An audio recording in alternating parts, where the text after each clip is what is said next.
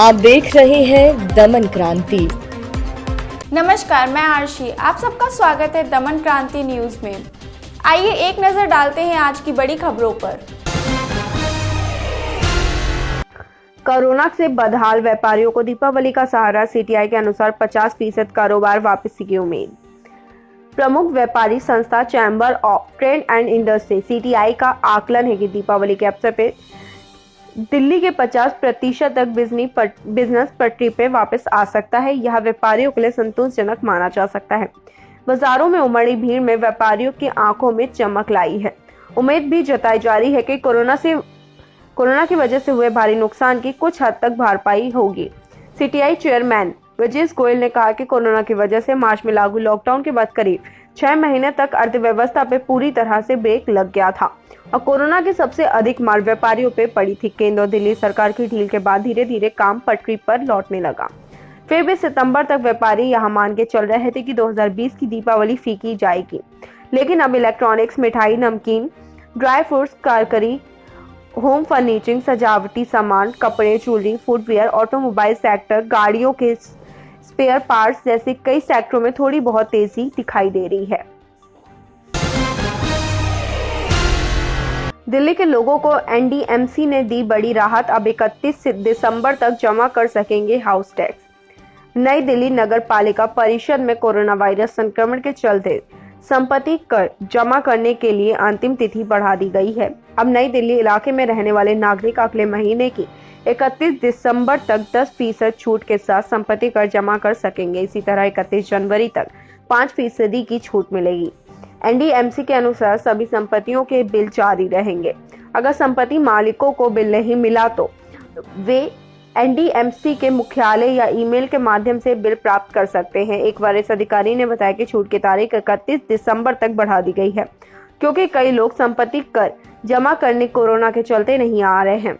उन्होंने कहा कि लोग ऑनलाइन माध्यम से संपत्ति कर जमा कर सकते हैं। वहीं वरिष्ठ नागरिकों की मदद के लिए एनडीएमसी की ओर से कैंप भी लगाया जाएगा।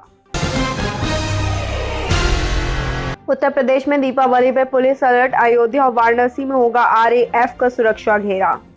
उत्तर प्रदेश में विधानसभा चुनाव के बाद अब पुलिस की नजर दीपावली की सुरक्षा व्यवस्था पे है। त्योहारों के मौके पे किसी गड़बड़ी की आशंका के चलते पुलिस के साथ खुफिया तंत्र को भी सक्रिय कर दिया गया है। खासकर रामनगरी, अयोध्या और प्रधानमंत्री के संसदीय क्षेत्र वाराणसी में सुरक्षा के अतिरिक्त बंदोबस्त किए जाने के निर्देश दिए गए हैं। अयोध्या के अलावा वाराणसी, मेरठ और लखनऊ में आरएएफ के साथ एटीएस भी मुस्तैद रहेगी। अयोध्या में दीप उत्सव के दृष्टिगत कड़े सुरक्षा बंदोबस्त किए जा रहे हैं। अयोध्या में 2 कंपनी आरएएफ के अलावा यातायात पुलिस व एसडीआरएफ की कंपनी भेजी जा रही है। अयोध्या में सुरक्षा व्यवस्था संभालने के लिए डीजीपी मुख्यालय स्तर से 8 एसीपी व सीओ भी भेजे जाएंगे। अयोध्या में चप्पे चप्पे पर चेकिंग की कार्य योजना भी बनी है। यहाँ जोन स्तर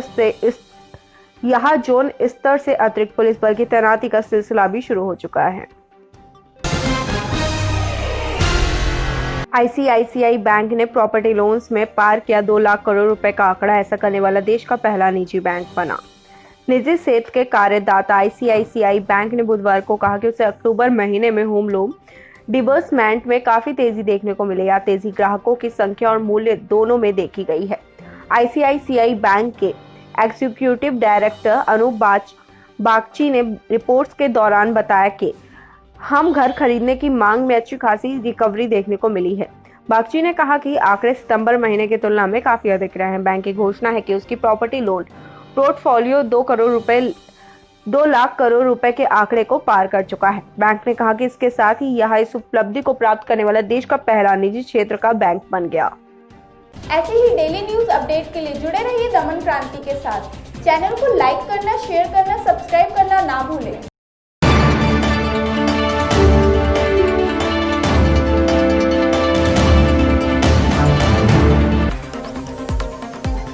आप देख रहे हैं दमन क्रांति।